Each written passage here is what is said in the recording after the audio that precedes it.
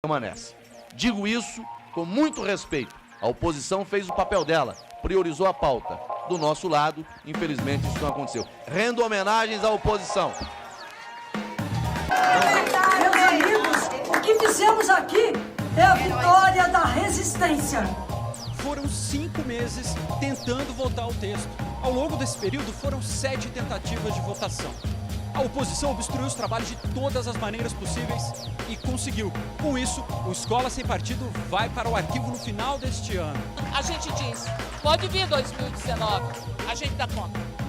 2018, um ano complicado, mas encerrado com uma vitória simbólica e bastante importante. O projeto de Escola Sem Partido foi rejeitado na comissão da Câmara em dezembro e seu destino foi o arquivo. Foi uma vitória em um ano que envolveu muita luta, muito debate e muitos bons programas aqui na TV FEPESP.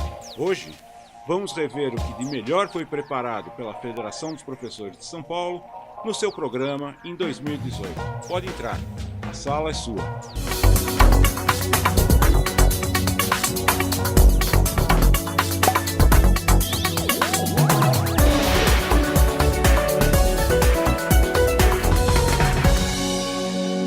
A vitória na campanha salarial da educação básica no início do ano deu o tom do enfrentamento que viria pela frente. Veja agora os seus melhores momentos.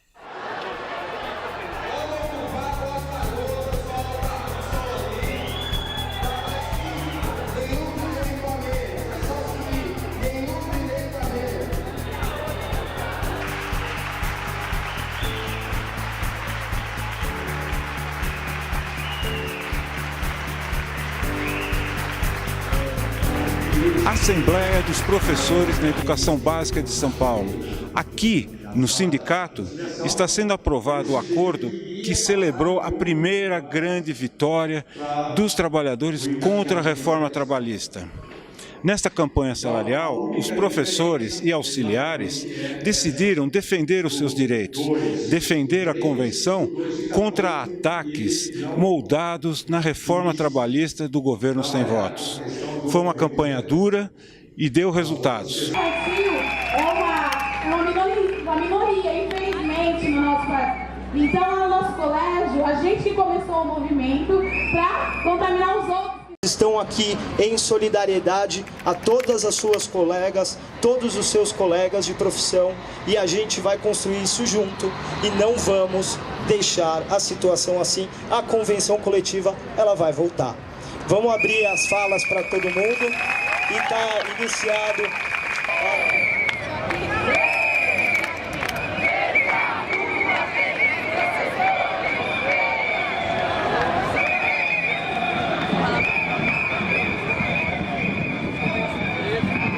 No dia 23 de maio, professores e auxiliares foram às ruas. Foi a primeira paralisação desta campanha salarial. Foi uma manifestação histórica. A Avenida Paulista, em São Paulo, foi totalmente ocupada. Sem resposta do patronal, os professores voltaram à carga no dia 29. Pais de alunos mostraram compreensão e apoiaram a campanha com cartas, cartazes e atos de apoio. Você mexeu com a convenção, quer perturbar o ecossistema. Não, não, a nossa paralisação vai te trazer muito problema. Só um pedacinho. Você vai com a convenção.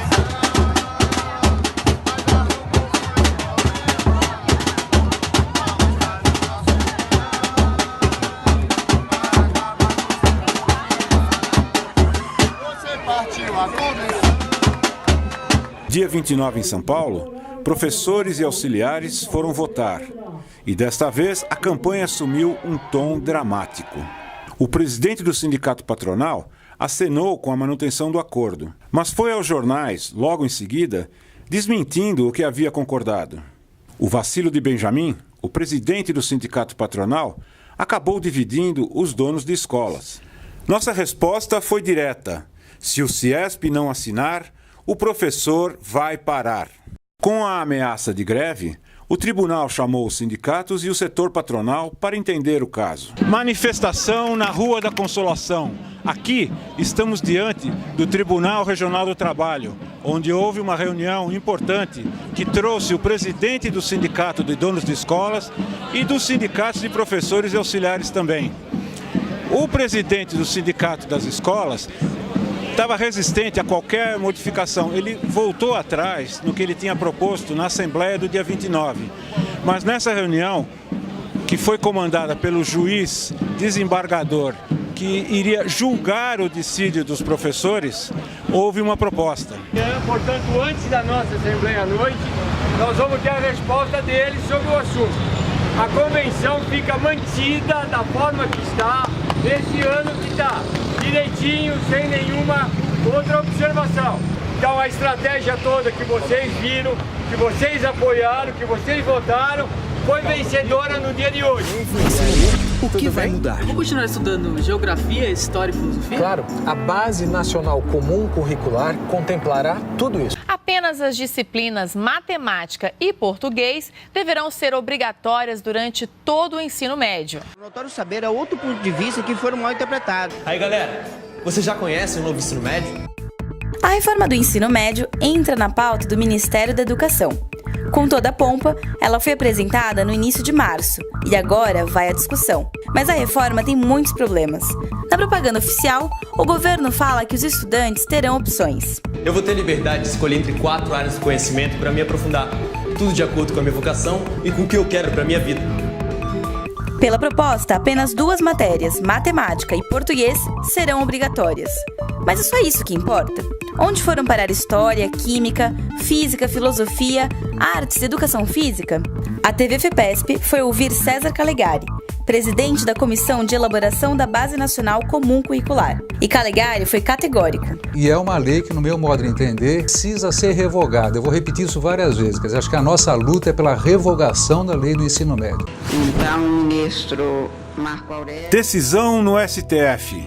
Agora as empresas podem terceirizar o trabalho que quiserem. Essa é a terceirização da atividade fim, ou seja, a fábrica pode chamar um prestador de serviço para fabricar carros, uma escola pode chamar um prestador de serviços de alguma cooperativa de trabalho para dar aulas. Os juízes do trabalho já condenaram a decisão. A terceirização do trabalho foi aprovada no Congresso no início de 2017 e sancionada pelo governo Temer, que culminou por passar a reforma trabalhista. O país aguardava uma nova legislação trabalhista. Em uma palavra, se for dizer, é a balbúrdia, né? A balbúrdia conduzindo à barbárie.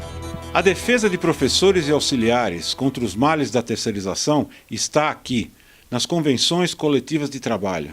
Conheça seus direitos e qualquer violação, avise o seu sindicato. O que está acontecendo no mundo? O que está acontecendo no Brasil? Depois da redemocratização e da nova Constituição em 1988, o país votou, passou por altos e baixos, mas houve crescimento. Milhões saíram da miséria, houve inclusão social. De repente, paramos de nos entender. As opiniões foram polarizadas. O Congresso aprovou um casuísmo atrás do outro. Golpe na presidência, a volta da miséria, discursos de ódio. E não foi só por aqui que houve retrocesso. Nos Estados Unidos, voltaram pelo atraso com Trump. Na Inglaterra, decidiram sair da União Europeia. Coreia, Rússia, Síria, crise em todo o mundo. Com a política empolvorosa, recorremos aos filósofos para entender onde isso tudo vai dar. Renato Janine Ribeiro, professor de Ética e Filosofia Política da USP, ex-ministro da Educação, é um dos que procura dar sentido à situação atual. Ele está lançando um livro, A Boa Política, onde discute justamente a democracia nesta era da internet. República, democracia, liberalismo, socialismo, o que será da política no mundo? No seu livro A Boa Política, o ex-ministro Renato Janine Ribeiro discute a questão da expansão das liberdades, dos direitos humanos e da qualidade de vida, especialmente no período pós-guerra, final do século XX e início desse século XXI, no mundo e no Brasil também. E por isso nós iniciamos essa entrevista na TV FEPESP com a seguinte pergunta: esse retrocesso É uma questão inevitável ou é só uma aberração, um período na história da humanidade? Com a palavra, o ex-ministro. Olha, essa é uma grande questão, talvez a mais importante a ser colocada hoje, porque nós temos um período desde 1980 e pouco, em que caem as ditaduras comunistas da Europa de Leste, caem as ditaduras direitistas da América Latina e aumenta também o poder de compra dos mais pobres, reduz-se a miséria no mundo, no Brasil com um governo de esquerda, mas em outros países com governos que não eram de esquerda, também isso aconteceu. Então, parecia que havia uma consolidação da democracia, e de uma democracia que não são apenas palavras, apenas liberdades de classe média, de elite, no sentido de liberdade de expressão, mas que afetavam a própria inclusão social, o próprio direito a escapar da miséria, a tornar a própria pobreza uma coisa obsoleta, como aconteceu em vários países da Europa Ocidental e da América do Norte, em que não só a miséria acabou, mas a pobreza também foi extremamente reduzida. E parecia que era esse o caminho. Creio que no Brasil o momento em que isso parecia bem consolidado foi 2013, quando teve as manifestações que davam por princípio que estava consolidada a democracia, que eu chamei de primeira agenda democrática do Brasil, consolidada a estabilidade monetária, que eu chamei de segunda agenda, e a inclusão social, a terceira agenda, como eu chamei, estava bem adiantada, tinha crescido muito com o governo Lula e continuava com o governo Dilma. E aí as manifestações de rua, elas propugnavam o que eu chamei de quarta agenda democrática do Brasil, que era a melhor qualidade dos serviços públicos, transporte coletivo, que foi por onde tudo começou, educação, saúde e segurança. Porque um problema grande que muita gente sente no país, é um problema que afeta sobretudo a classe média, na verdade, é que você paga impostos para ter segurança pública, saúde pública, educação pública, transporte público, e depois você tem que pagar uma segunda vez, pagando um seguro-saúde, pagando uma escola privada, pagando um vigia no condomínio ou na rua e comprando um carro.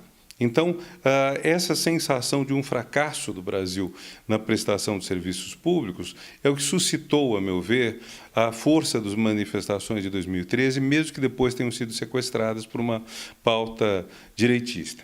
Então, tudo parecia apontar para, vamos dizer, um momento em que o Brasil consolidava a sua democracia e a mesma coisa se via no mundo afora.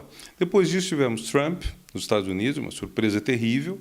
Depois deles terem o primeiro presidente negro, eles têm um presidente que está na beira do fascismo, quer dizer, não é fascista, seria um absurdo dizer esse termo, mas é alguém de extrema direita, extremamente despreparado, levando uma agenda perigosíssima para o mundo. Teve o Brexit, teve a queda da presidente Dilma com a assunção ao poder por um grupo de pessoas que é extremamente pouco respeitado, e vários elementos desses aconteceram em outros lugares. Então, tudo isso indica uma possível parada do processo de democratização do mundo e talvez até retrocesso. Porque, veja, os dados que a gente tem, no tempo de Atenas, no tempo de Péricles, ano 300 e pouco antes de Cristo, você tinha democracia numa cidade que tinha talvez 100 mil habitantes, com os arredores, num mundo que teria de 100 a 500 milhões de habitantes, segundo se calcula. Isso há 2.500 anos atrás, quase.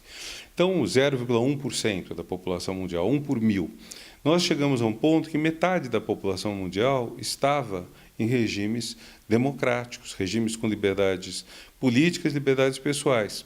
E retrocedemos. Agora, se a gente olha numa escala dos últimos 500 anos, há um constante avanço dos direitos.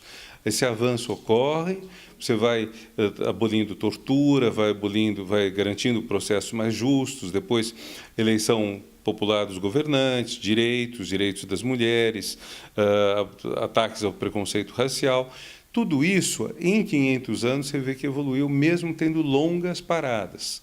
Eu creio que nós vamos retomar o avanço democrático. O problema é quando?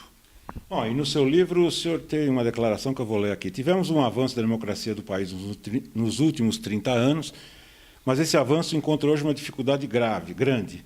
Entretanto, isso não significa que tenha acabado, como o senhor disse, pois há expectativa de retomarmos esse avanço. Está difícil manter a esperança por aqui nesses últimos tempos. A esperança ainda é um motor de reversão das crises? A esperança é muito importante, mas mais importante do que isso é a gente ter propostas que sejam importantes para o país. Você veja, na eleição de 2014, que não é tema do meu livro, mas na eleição de 2014, a Dilma defendeu a continuação das políticas de inclusão social, mas já estava a economia em crise. O candidato Aécio defendeu uma retomada econômica por medidas que seriam diferentes das adotadas por Dilma, e Marina, que foi outra pessoa que teve muitos votos, defendeu a sustentabilidade ambiental. Na verdade, nós precisamos desses 3 pontos. A economia entrou em recessão, isso torna impossível a expansão dos programas sociais. Uma coisa que a esquerda tem que ter muito claro é que sem uma expansão constante do PIB nós não vamos conseguir fazer a inclusão social. Exemplo da educação. A educação tem no Brasil 6% do PIB, talvez um pouco menos agora. Mas, e a Alemanha tem 6% do PIB. Mas o PIB alemão é 5 vezes maior que o do Brasil.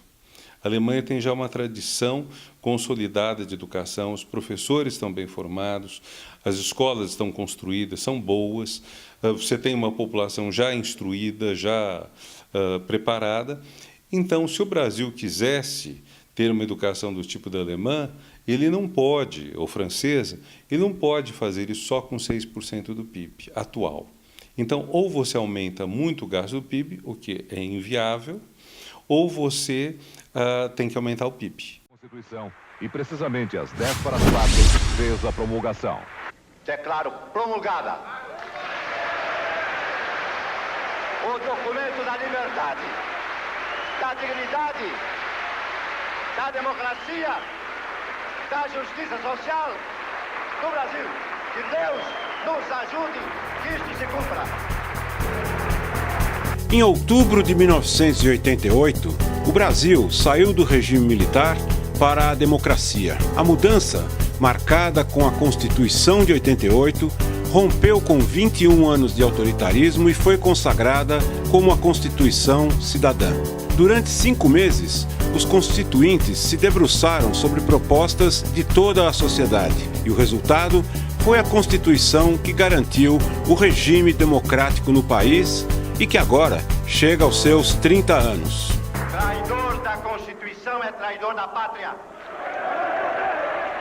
Que este plenário não abrigue outra Assembleia Nacional Constituinte. A nova Constituição estabeleceu direitos civis, criou desde o Código do Consumidor até regras para a defesa do meio ambiente e também colocou a educação como dever do Estado. Nos seus 30 anos, a Constituição está sendo testada nos seus limites, mas é esta Constituição que está valendo e que temos que defender sobre todos os desafios. Neste programa da TV FEPESP, você vai ver como a Constituição afeta a sua vida e a vida no seu sindicato. Sala de professores de hoje, tratando de um assunto de fundamental importância, que é a Constituição brasileira, que em 2018 completa 30 anos.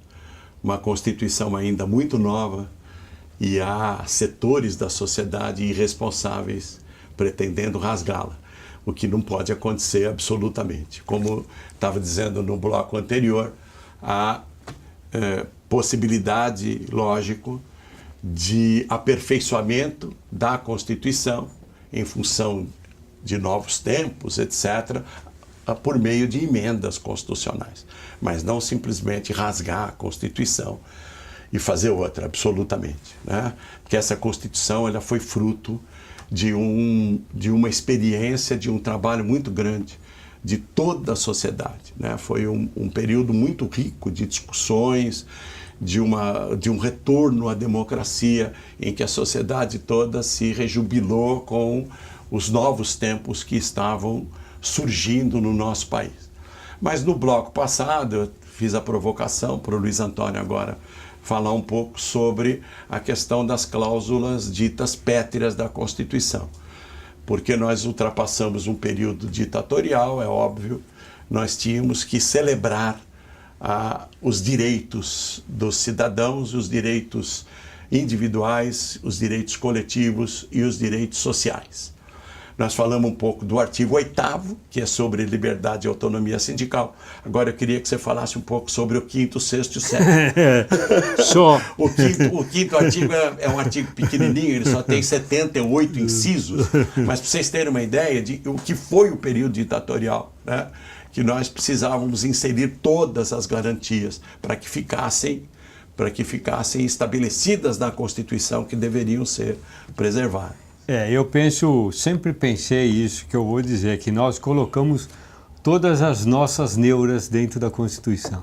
Tudo que a gente imaginou que não poderia voltar foi colocado dentro da Constituição. E ela acabou ficando aparentemente muito longa. Mas como você ressaltou, ela criou mecanismos para se modificar. Então, ela não ficou uma Constituição estanque, ela foi ao longo do tempo sofrendo modificações de questões que num determinado momento eram vistas de forma diferente. Vale lembrar que nós tínhamos a Constituição em 46, que é a 45, 46, que vai eleger o Gaspar Dutra. Depois depois de um período de ditadura. Depois nós vamos ter uma Constituição em 67, que parece que uma pessoa sozinha fez a Constituição. É a Constituição de notáveis. De notáveis. Já ouvi essa história recentemente. E tem a Constituinte, que é a representação da sociedade. E tem coisas todas que a sociedade foi colocando, que precisavam ser colocadas. Então, penso que nesse período aí, de 86 a 88, que a Constituinte foi trabalhando, ela gera tudo que a gente precisa, inclusive lembrando do artigo 1º, todo o poder emana do povo e em nome dele é exercido. Hoje nós temos um pé atrás com relação à manutenção da questão da democracia. Esse livrinho aqui, ele não pode de jeito nenhum ser rasgado. Então, você falava das cláusulas pétreas que você vai tocar agora, mas eu acho que esse é um problema que nós temos que enfrentar e olhar com firmeza para que esse livro não seja modificado a bel prazer. Orientação que eu dou a toda a garotada do Brasil: vamos filmar o que acontece na sala de aula e vamos divulgar isso daí. Os seus pais, né, os adultos, homens de bem do Brasil, têm o direito de saber o que esses professores, né, entre aspas, ficam fazendo com você em sala de aula. Foi em março de 2017. O ministro Luiz Roberto Barroso, do Supremo Tribunal Federal, decretou medida liminar suspendendo projetos do tipo Escola Sem Partido. Uma decisão do STF. Mesmo assim, a ideia de intimidar professores segue no Congresso Nacional. A Federação dos Professores de São Paulo abriu um canal para orientar e defender os professores. Articulou uma rede de proteção com ações do Ministério Público do Trabalho e também com o Instituto Vladimir Herzog de Direitos Humanos. A importância dessa reunião é que a gente tem nessa obrigação é dizer para a FEPESP, como uma instituição da maior relevância de defesa da educação brasileira, da defesa do professor brasileiro, dizer de que nós estamos juntos, estamos apoiando, estamos solidarizando. Neste programa Sala de Professores, a TV FEPESP discute o Escola Sem Partido, a tentativa de intimidação de professores e a rede de proteção montada para defendê-los. Estamos de volta ao Sala de Professores, que é o programa da FEPESP. Hoje, tendo o grande prazer de receber a Ana Rosa Abreu, que é diretora educacional do Instituto Vladimir Herzog, juntamente com o colega, amigo Ailton Fernandes, que é diretor aqui da Federação dos Professores.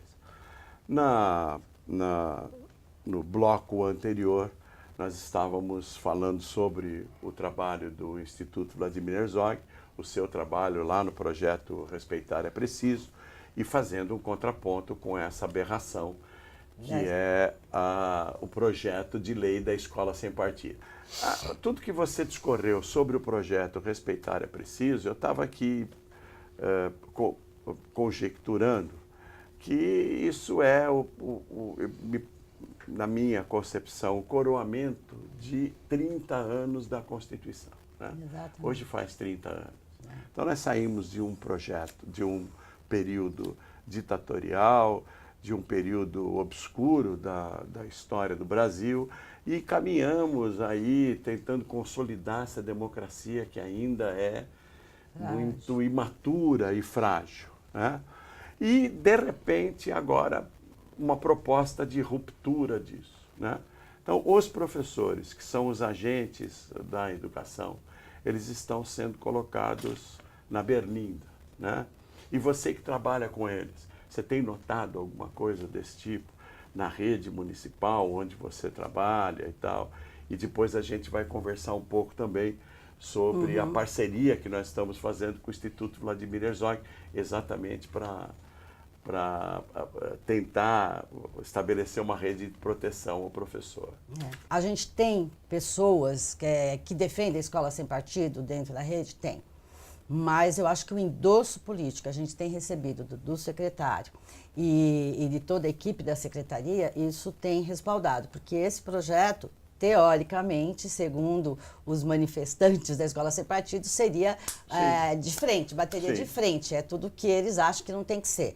E aí acho que é importante falar que o que a gente defende, óbvio que não é um partido, mas muita gente não quer isso, de jeito nenhum, muito menos doutrinação. Mas a escola tem que tomar partido em relação a essas violências, às discriminações e ao que o currículo, né, no sentido de todas as áreas, também trabalha e ensina para os alunos, né? Eu acho que os professores estão preocupados, tá? Eu acho que a gente vive um momento de preocupação geral no cenário do Brasil, do que vai acontecer, e aí isso tem atacado diretamente a educação. Acho que essa é a principal questão. E assim fechamos o ano. Foi um ano de efemérides importantes. A Constituição completou 30 anos. A Federação dos Professores também completou 30 anos. E em dezembro, a Declaração Universal dos Direitos Humanos chegou aos seus 70 anos de existência.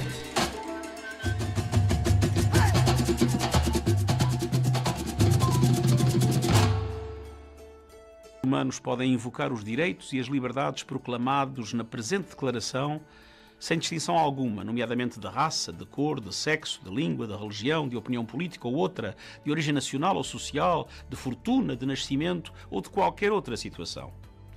Além disso, não será feita nenhuma distinção fundada no estatuto político, jurídico ou internacional do país ou do território da naturalidade da pessoa, seja esse país ou território independente, sob tutela, autónomo ou sujeito a alguma limitação de soberania. Os grandes violadores dos direitos humanos, por vezes, nem são os indivíduos nem são os Estados, são organizações, nomeadamente económicas. Hoje, as grandes empresas multinacionais são empresas que violam os direitos humanos nos seus territórios, sobretudo aquelas que estão mais ligadas às questões dos que nós chamamos de extrativismo, são as da mineração, são as dos recursos naturais, são as da fronteira agrícola, que cometem violações extraordinárias dos direitos humanos e que, por vezes, o Estado, com cumplicidade do Estado ou com a ignorância do Estado,